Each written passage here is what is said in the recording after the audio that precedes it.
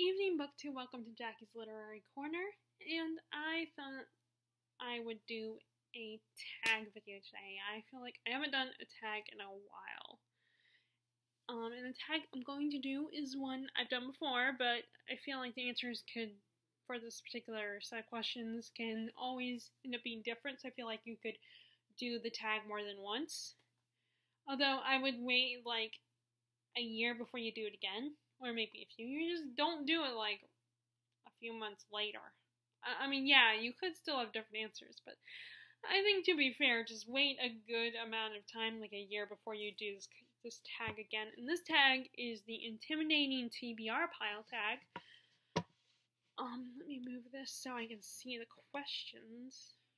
Because, like I said, oh, did not need to do that. Right there, and move this over here. Okay. So I have to maneuver some things on the screen.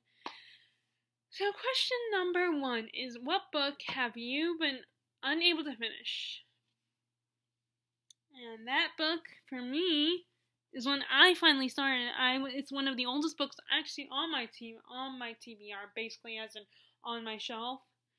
And I've had it for years, so finally I got around to reading it. And it's probably a good thing that I waited until now, because at least when I started to reading it, it wasn't because I wasn't engaged in the story and I wasn't bored or anything. In fact, I was more engaged now as a woman who's 30 years old than I think I would have been as a teenager.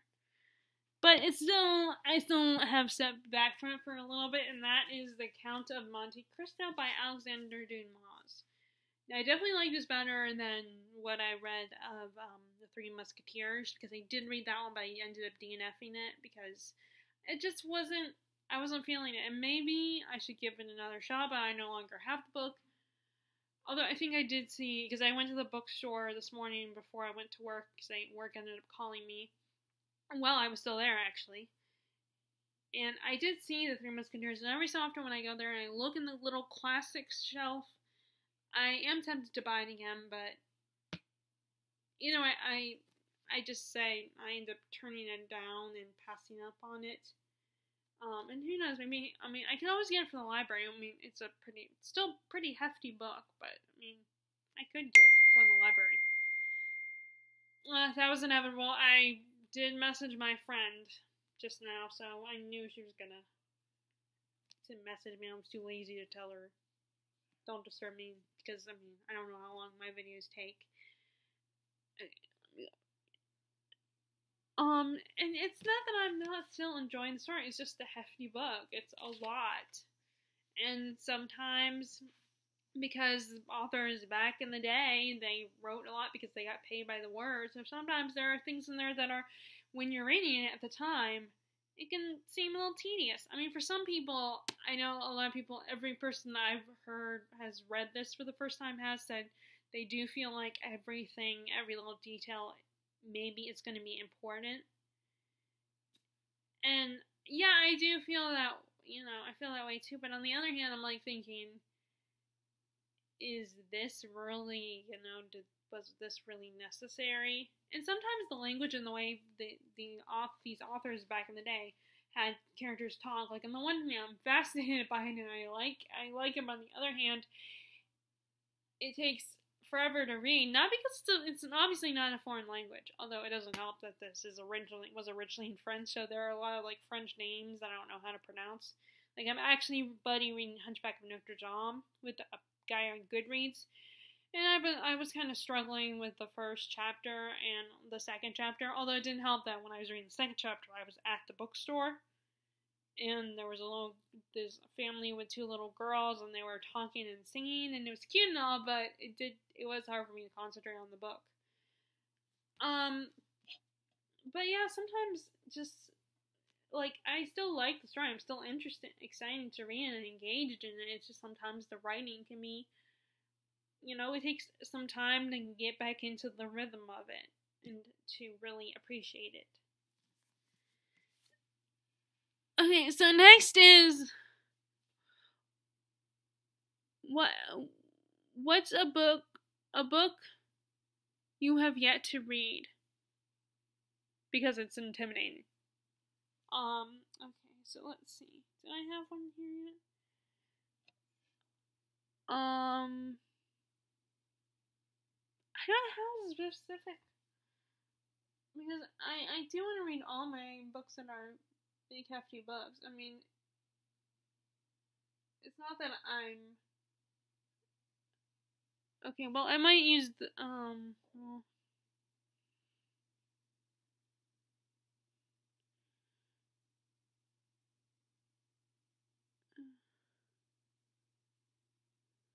okay. Well, the last question, question number 10, and number 2 are going to be the same answer. Although, well, actually, no, I can't really use that one because I did start reading it. So really, I guess no, I can't use that because I did start reading it. So I guess I don't really have an answer for this. Because it's not that I'm scared to read these books, it's just, I know that they're going to take me a lot of time to read. And sometimes like, I do sometimes, lose interest. Temporarily lose interest. But, I guess maybe I could say no, because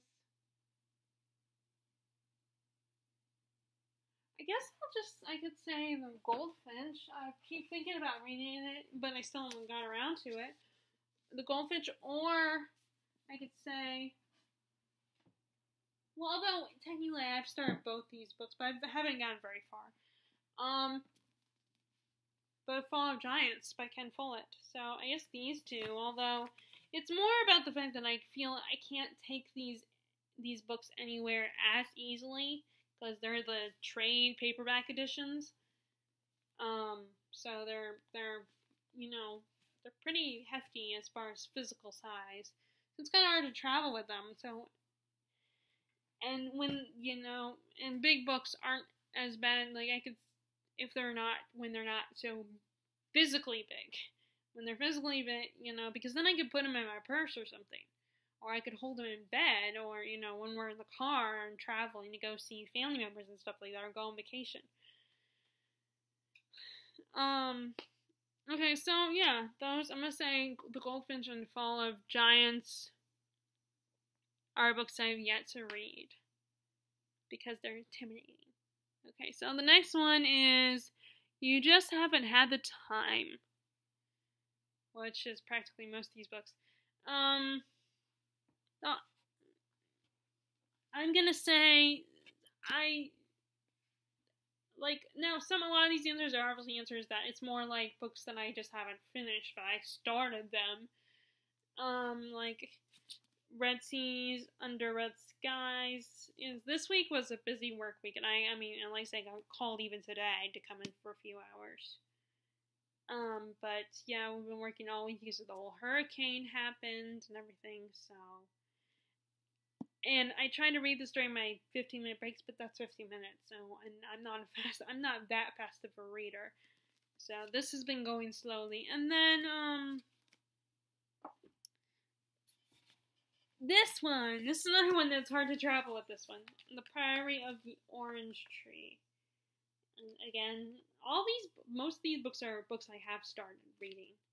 And some of them, surprisingly, I've gotten a good chunk of the way through them. I mean, it does help with books this size when the chapters are short, when a lot of the chapters are short. That's the one challenge of classics, is sometimes the chapters aren't short, and you're not going to be always engaged in classics with the way classics are written, and not everybody is, like, into the kind of writing like what Charles Dickens writes. Sometimes his books can be tedious. I prefer saying tedious over boring. Because I feel bad for calling a book boring. I think this is the woman, Karen Murray Moning, I think she's the author of, the Fever series. Which I have read one of the books. So, yeah, and also some of these could apply, a lot of these could apply to any of these. Or at least more than one of the questions. So, this is for books. What's the question? You haven't had the time. So, Priory Orange Tree and Red Seas Under Red Skies. Okay, so next question is, it's a sequel, and that is I Chose Voyager by Diana Gabaldon on the third book. Although, it's funny, this one, along with another one here, it's also partly because I'm starting to lose interest in the series itself. But it's like, on the one hand, I feel bad and feel like I should continue, and on the other hand, I'm still not entirely not interested anymore. I'm slowly starting to not be interested, but not completely. But yeah, and this is one of the few times where I've read a book that's heavily focused on romance. It's not just that I've enjoyed it. And I like the whole Scottish history and the whole Jacobite rebellion in the back, that whole being part of Claire's journey experience, traveling back in time. And I love historical fiction. Especially, but like I said, this is the few books / series where the romance kind of take precedence in the series, but I'm always worried that I always worry though if I mention that I like something like this, then people like my best friend will be like, oh, well, you should read this one, or you should read this one, or say something to the effect of, but you like that series, why don't you like this? Or I'm worried that she'll think, yeah, you say you don't, but really do, because you've read this series and you loved it. You enjoyed this series. Like that happened with Twilight, actually, because I'm one of the people who enjoy Twilight and still hold it in my heart. I'm not a Twihard, but I still like the series. But anyway, so yeah, it's not the second book, but it is the third book in the series. And actually, I gave Terry the first two books in the series. I decided to give it to her along with Lord of the Rings because I don't know if I'm ever gonna reread this series again, and I don't know if I'll ever get around to Lord of the Rings, but I've said this in the past that I have the audiobook on my Amazon wish list, so maybe one day I'll get that. But anyway, yeah, so it's the third book in the series. I don't know if I'll ever get, I want to read the rest of the series, it's taken me a long time. Okay, so it's brand new, this one. Question number 5 is one that I don't actually have the physical book yet. And I always, when a book first comes out, of course in the US, it always comes out in hardback first, which really annoys me. Like, I was watching Olive from a Book Olive's video where she made a tag called the Bougie Booktuber, and it's basically about how you spend your money on books and what do you consider valuable when it comes to books.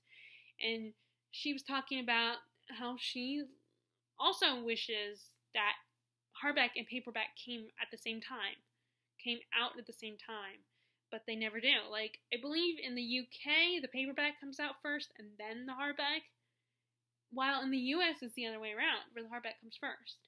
And I get why it needs to be a little bit more expensive, because it takes a lot more effort, and you have this hard encasing in it, and sometimes there's designs in the book, and then they have to make the dust jacket, so okay, fine. But I feel like it's just manipulative to be like, to put out the more expensive book first, because people will, the hardback books are sometimes more aesthetically pleasing to the eye, and people are excited to read these books. They want to read them right now, so it's like, and especially if it's a series, and you want to read the next book that comes out in the series. So of course you're gonna spend the money. You're gonna at least want to spend the money.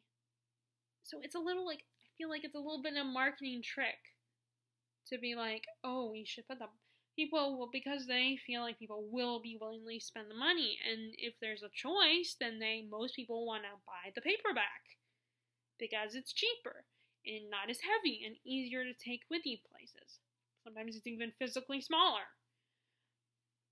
So I think it's like, we should put the hardback first, because people to make people buy that first before they buy the paperback, or maybe only buy that copy. And it's kind of annoying. It's like, I can't, my job, I finally got a job after, years of not having a job. And I like having physical books. I like collecting them, and maybe it's not financially the best thing, but I mean, books are, compared to some things that people like to get, like, books are cheaper than video games. At least I think so. Maybe I'm wrong. So I think it's something to collect that's cheap compared to some things. And it's just not fair that they, But anyway, okay, I gotta hurry because I can hear the noise of dinner is being prepared. So, question number 6, or no, that was number. Oh wait, that was number 6. This is number. Oh no, wait, no. Number 6 is a book, an intimidating book. A book that's intimidating because you read a book by the same author and didn't enjoy it. I don't have an answer for that one. Now we're on number 7. You're just not in the mood for it. And this is the other book that I'm starting to lose interest in the series. I mean, I'm still not entirely not interested in the series, but I'm starting to move on from this, and I'm worried that by the time that the author's next series of books comes out, I will no longer be interested. Although you never know, though. I probably will still be mildly interested. That is Empire of Storms by Sarah J. Maas. This is the 5th book in the Throne of Glass series. And really, I'm more excited. I more want to get to the Tower of Dawn, which is about one of my favorite characters, Kale. But first, I feel like I need to read this because this came out first. But like I said, I'm just starting to lose interest in her books, and unfortunately, I am sadly being influenced by the criticism she receives. And, when I read them, yeah, I'm still having a good time, mostly, but I'm starting to, like I said, my love for her books and her worlds is, I flip-flop, it's very mixed. But, yeah, this is a book that, I'm just not in the mood for it. Okay, so next is, it's intimidating because it's humongous, which is most of these books. But I'm going with, although again, this is another one I've started, and that is War and Peace. I liked Crime and Punishment, so I'm trying to get more into Russian literature. I'll be right down! But this is a king of a book. And it's an epic war and romance and all that. And I want to read it, and I've started it, but it's going to take some time. And it's humongous. Okay, so one more question. Because it was covered by, 2 more questions. Okay, because it was covered by, that turned out poor reviews. I don't have an answer for that. What is the most intimidating book on your TBR pile? Okay, so I'm going to say Dune by Frank Herbert. The problem is I'm still kind of new to the sci-fi genre, and I was just thinking about how I kind of lean towards, why Lunar Chronicles was so easy is because as much as it drives me crazy when people mix sci-fi and fantasy, I think I lean more towards that kind of fantasy where it kind of blurs the line between fantasy and science fiction. Because it's just so much easier to read for someone like me who's I'm not a science nerd. I don't hate science as much as I hate math, but sometimes I don't understand the scientific concepts and the terms and all that. And this book has also got quite a bit of criticism. It's a polarizing book. And I know, Murphy Napier just read it, and she said she didn't like the writing style, although she still said that the book is good. It just wasn't for her. And I'm just apprehensive. I want to read it. I spent the money and bought it. I bought it at the charity bookshop, so it wasn't super expensive, $2 or $3. But I still, I'm worried that I'm going to regret buying it, I'm not going to like it. Or I'm just going to be like, oh, it was okay, and then eventually get rid of it. And I'm worried, the science I might not understand. It's not as bad. It probably won't be as bad as Leviathan Wakes. That one is pretty science heavy. And I'm trying to read that one. It's taking me a long time. But yeah, this is the most intimidating one on my TBR pile. Okay, so that was the intimidating TBR tag. If you guys like this video, be sure to give it a thumbs up. Click subscribe if you haven't already and you liked it. And as always, I hope you are enjoying your reading, and I will talk to y'all later. Alright, bye.